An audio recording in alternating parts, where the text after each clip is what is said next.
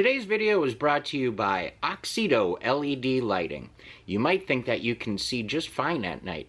Well, I did too, until I did this little upgrade. As you can see from this footage, here is some before Oxido LED lighting, and here is some after Oxido LED lighting.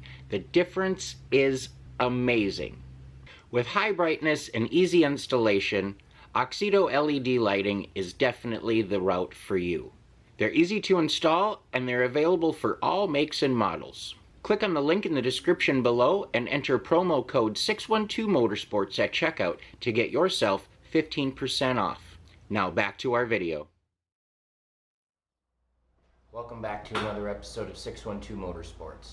In today's episode, we're going to be showing Stan a little love.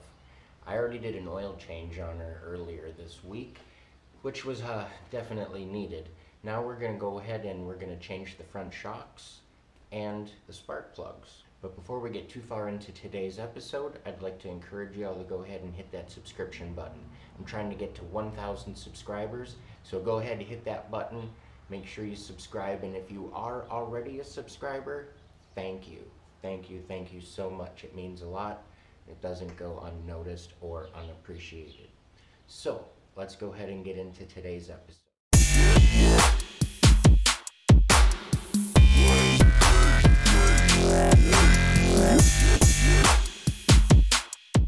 Alright, so we're about ready to start changing the spark plugs on this thing. We're on the driver's side, and as you can see, like, I don't know if you can see very well.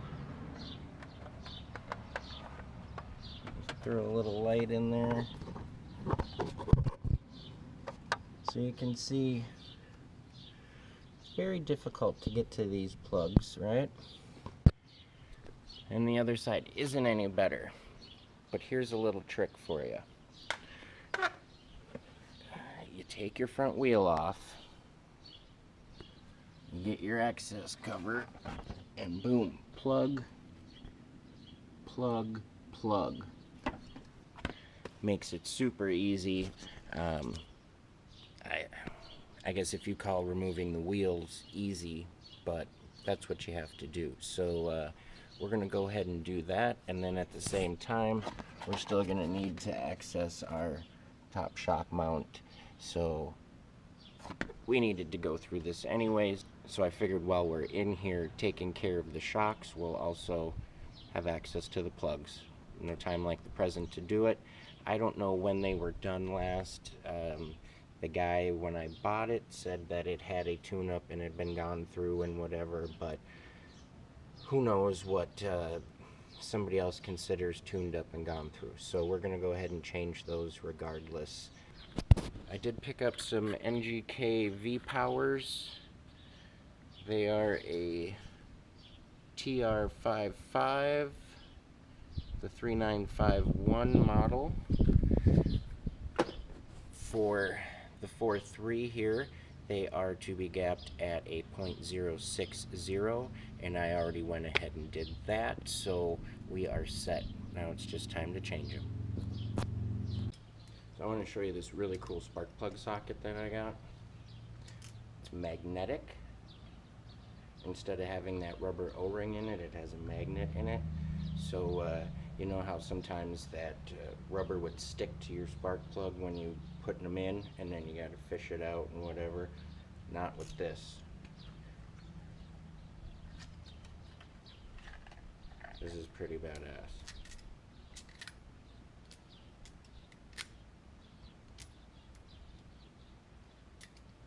You get it loose. Oh, it's always going to stick. That's just awesome. So I highly recommend getting yourself one. I got this at O'Reilly's. Pretty slick though.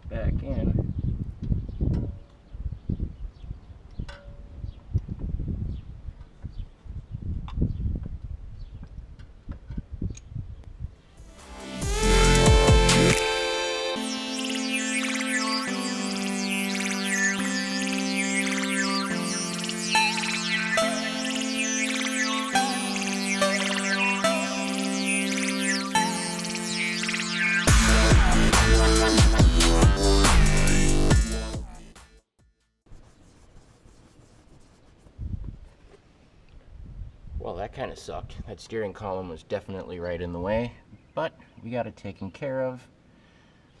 So now that we got that done and out of the way, at least on the driver's side, we're going to go ahead and change the shock on this side.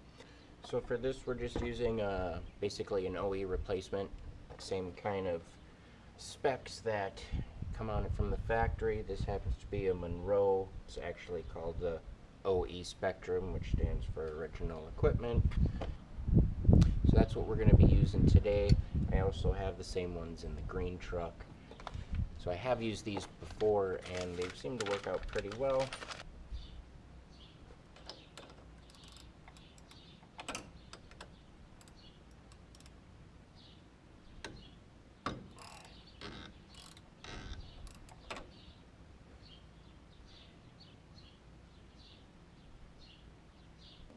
Okay, so we got to get this off, and well, it's kind of seized up.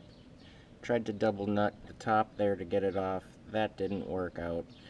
This little top section here is made to be able to slide a open-end wrench over, but basically it stripped when I tried using that, so we're gonna have to go to my all-time favorite tool in the garage,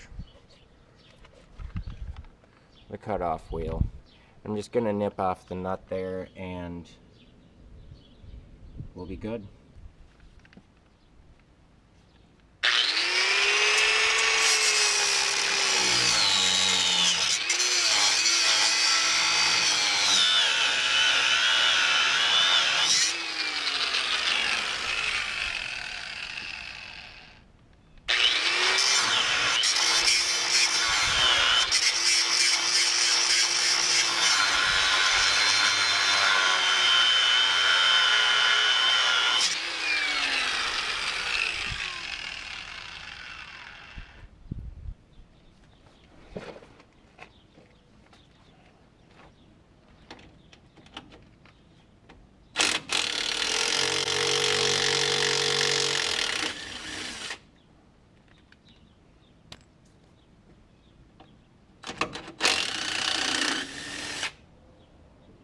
Well, we got the old one out.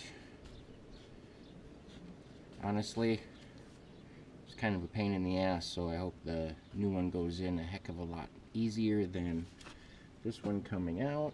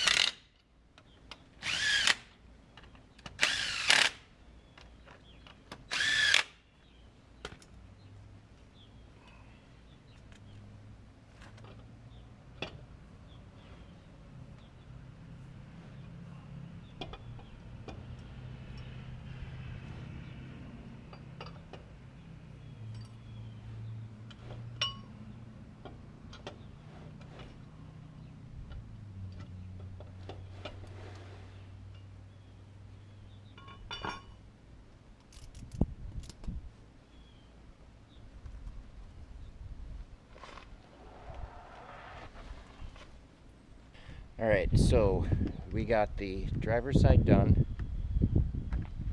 Not that bad of a deal other than that steering column being in the way. So now we're going to go ahead and just repeat the exact same process over here on the passenger side. And we're going to have a little more room to reach and to get into some stuff. So I'm probably not going to film all of this just because you just saw it on the hard side. So this will be a little bit easier. I'm just going to try to fly through it quick and get it done. And then we'll take it for a cruise and we'll see if that noise goes away and if it helped any of the vibration issues we've been having. Okay, so we got both sides buttoned up, wheels are put back on, everything is tight, tidy, and orderly. So we're going to go ahead, hop in, fire it up, take it for a spin, and see if we notice any noticeable changes. If not, well, at least we know we got new shocks and new spark plugs, and that's something we don't have to worry about.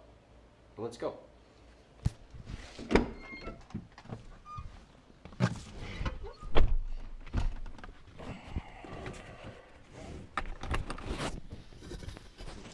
Buckle up for safety.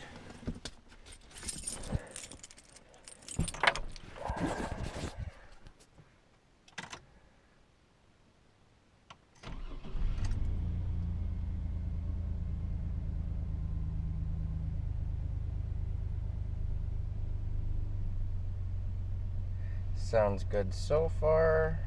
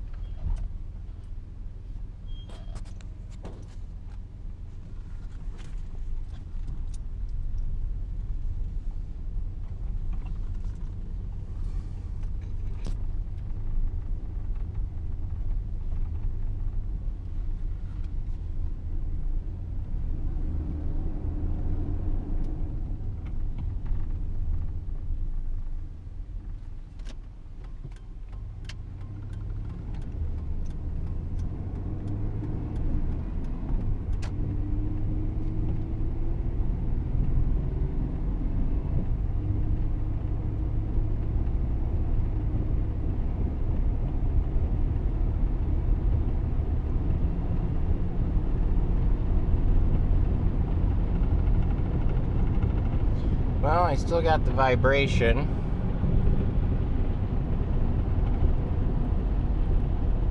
And I still have a little clunky sound somewhere. Now that could be the rear shocks. That could be ball joints. I'm not sure. We're going to take a closer look at it, but not today. I think we've done enough for today. Well, that's going to do it for today. I'm wore out. It's a warm one, and it's a little late in the evening. I'm ready for some dinner. Please remember, if you've made it this far, to go ahead and hit that subscription button. As always, stay positive, work hard, and make it happen.